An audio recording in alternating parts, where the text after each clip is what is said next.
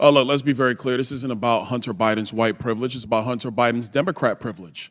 Understandable why Hunter Biden would want to testify in front of the public for— Mr. Beard, do you think it's in the nation's best interest to have a massively open southern border that is largely controlled by the drug cartels? The truth exposed. Washington is heating up. Hunter Biden ignores a congressional subpoena, but why? Lawmakers demand accountability, but is justice being served, or is corruption winning? Stay tuned as we break it all down. Comment your thoughts. Like if you demand answers. Subscribe now to stay ahead on breaking political news. The fight for truth starts here. Let's dive in.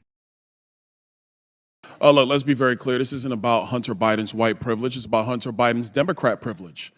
Because Donald Trump Jr. showed up for 5 congressional subpoenas. There was never this circus where he was subpoenaed by House Democrats and he showed up on the Senate side or showed up at the White House to answer in some fake, phony, lame press conference, not actually going to the House and doing what he was compelled by a subpoena to do. Hunter Biden did that. And then he has the unmitigated gall to show up here when we know that we're going through actually the legislation for contempt with, by the way, Mr. Chairman, we should actually get to the legislation of contempt. The speechifying is great, but let's do our business, members. He has the gall to come here, show up, and then when the Democrats are saying, hey, he wants to speak, he leaves. This is a joke. This is a farce. The man has been subpoenaed by Congress. Oh, and by the way, the January 6th committee, Mr. Raskin, which you did sit on, by the way, that was not a normally ordered committee of Congress because Nancy Pelosi did not want the Republican members that then Leader McCarthy put up. According to the courts, it was. My time, sir. Will you yield for a correction? I was respectful of your time. I didn't say anything. So, ladies and gentlemen, let's move forward with our business. He should be held in contempt. There was a subpoena. He did not answer it. Any other American will be held in contempt by Congress. Any other. This is Democrat privilege of the highest order. Let's do our jobs. I yield. Gentleman yields. Chair now recognizes Ms. Ocasio-Cortez from New York. Thank you, Mr. Chair. Just to address briefly, quickly, that moment about privilege and all of this that we're seeing here. It was a very beautiful speech by the gentlelady who, as she mentioned, was helped lead on the now majority side, the Civil Rights and Civil Liberties Subcommittee. But I think it's so exemplary of the point that she also oversaw the elimination of the Civil Rights Subcommittee on this committee, which really kind of gives the whole game away. We show up, we give speeches, we give flowery words, but at the end of the day, participate in the structural erosion of the rights and representation of people that are marginalized, women, people of color, people that just need to see their due process and civil liberties protected in this country. But I will move on. As also the Republican side had mentioned in their many raisings of the January 6th committee, that it's not just Hunter Biden, you, me, any individual subject to equal treatment under the law, to be held up to accountability under the law, but it is also these committees and this committee that is subject to oversight and law. We must comply with the law here as well. Now, I may be one of the very few people that actually believes in Congress, in this country. But I do, and many of us do here. And we have an obligation to engage in good faith participation to execute and comply with the subpoena. The chairman said in front of the country several times to Hunter Biden, you can show up here in front of the world, in front of the public. Hunter Biden took him up on that offer. He said, I will show up in public. I will show up in public. He showed up here today. He showed up here in the past. And Mr. Chairman, I know you do your best with what you've got, but you've got members here that have submitted falsified evidence to the record. You have members here that have submitted and mischaracterized closed-door hearings, and people want to say back and forth at the end of the day, it doesn't matter what party it's happened from. You've got members who've engaged in revenge porn in this committee. So it is understandable why Hunter Biden would want to testify in front of the public for the American people to be able to witness that testimony for themselves. You've got members who've defied subpoenas. You've got members who we are 1 year into the term, asking what the rules are at the beginning of the committee. The book was given to us on day one. And so what we should do is allow the man to testify. I believe in the power of the Oversight Committee. Frankly, I believe in it regardless of whether Republicans or Democrats have the chair, because I believe that this committee should have the power of oversight. And we cannot do that on a partisan basis. And so for that, I implore this committee to allow Hunter Biden to testify publicly. I implore and I ask for that to happen. And we cannot do that by getting engaged in this back and forth on a defiance of the subpoena. Let him comply. Let him do it today. Let him do it tomorrow. But let the man do it. And with that, I yield back to the ranking member. Thank you, Ms. Ocasio. Thank you, Mr. Chairman. A couple of things. First, it was said in this hearing, Mr. Chairman, about you specifically, that you repeatedly said you would give Mr. Biden any opportunity. He could choose which one to come and speak in front of this committee. He could do it by deposition. He could do it by open hearing. It was up to him. The truth of the matter, though, is, members, is that the chairman's words are not binding.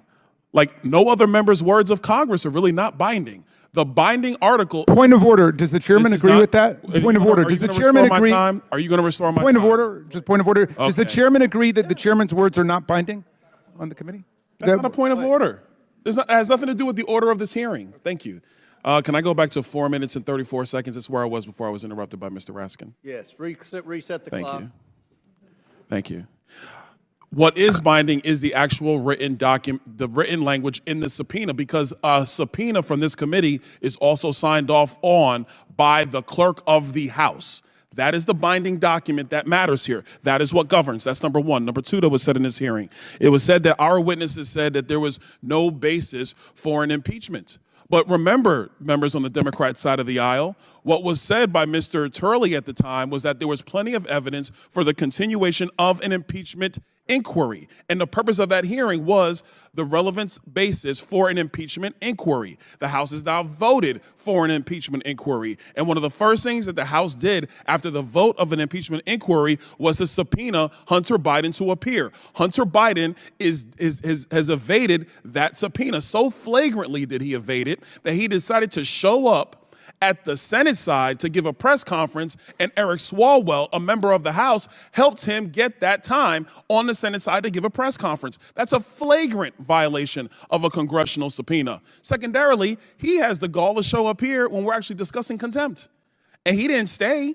He was sitting right over there. He's not here now. He said he wants to talk. He could have stayed through the whole proceeding. He chose to leave. That's his business. But he was subpoenaed to come here. Back in December, he chose not to of his own volition. He's in violation of that subpoena, a subpoena that was executed with the signature of the clerk of the House of Representatives. That is the document that is binding. That's what we work off of. Mr. Chairman, I actually want to submit for the record an article from The Hill written by Jonathan Turley, and it is titled Eric Swalwell and the Politics of Contempt. Without objection, so ordered. Thank you. I'm glad something got admitted to the record. Last, a couple other points. One quick point I want to make, and this is in reference to the minority's report about this $7.8 million. I want the minority to understand one very important distinction between President Biden and President Trump.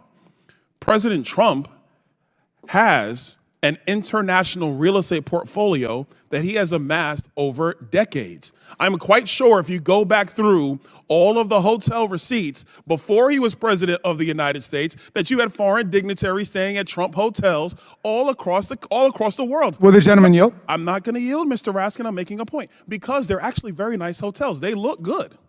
People like staying there. President Trump was not running the Trump Organization when he was president of the United States. To my recollection, Eric Trump, the president's son, was actually running the Trump Organization when President Trump was president of the United States. So if he had a portfolio of hotels and people choose, through Expedia, through Kayak, through Hotels.com, if they choose to go and stay there, how is that the president being in violation of what the emoluments clause? That's what you're citing? Stop. Ladies and gentlemen, America, this is ridiculous. The Biden family has no business They've never had a business except for politics. And the one thing that the Oversight Committee, in conjunction with the Ways and Means Committee and in conjunction with the Judiciary Committee, has always been able to demonstrate is that they shook down foreign nations for millions, 26 million at the latest count, and growing, millions. And there was never any business entity involved except public corruption and a pay-for-play scheme. The House Oversight Committee would like to get to the bottom of this under the impeachment inquiry of the House. We have questions for Hunter Biden.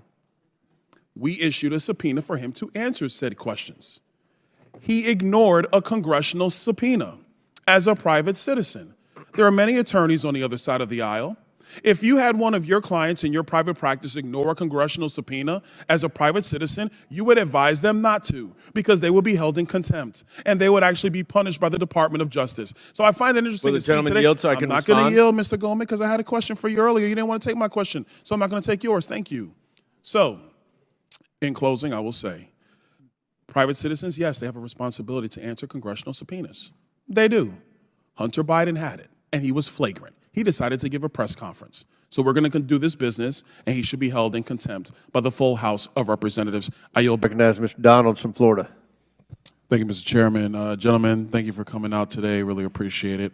Mr. Edlow, real quick, it was said in previous testimony that roughly 3% of people who apply through the legal process of coming into the United States through the Green Card program, 3% of all that apply actually get approved. Can you speak to why that is the number? Is that accurate? Is that an accurate description? I've not heard that number, so I don't want to talk about the percentage itself. I can tell you, Congressman, there are close to 1 million people that get green cards every year through the various pathways in, plus all the people that come in, have applied for asylum or have gotten in through refugee status and then ultimately became permanent residents, green card holders at that point too. So there is a robust process by which people are becoming green card holders every single year. So there is a robust process upon which people are coming into the United States. Yes. Mr. Beer, I saw you over there, heard your testimony over there. Do you agree with that statement? Oh, absolutely not. If you compare the United States to other countries, it would take about 70 million people showing up in the United States tomorrow to get our immigrant share of our population to equal what we see in Australia, 35 million to get to where it is in Canada. The United States is an outlier for having a restrictive immigration policy. Mr. Beer, do you think it is the appropriate for the American government to model that of Australia and other countries around the world? I think we should do what's in our best interest, and I think immigration can benefit the United States if done legally in an orderly manner. Mr. Beer, do you think it's in the nation's best interest to have a massively open southern border that is largely controlled by the drug cartels? Absolutely not. So, Mr. Beer, follow-up question to that. Do you think it is wise for the Biden administration to reverse its protocols at the southern border? Its own protocols? Yes. I don't understand.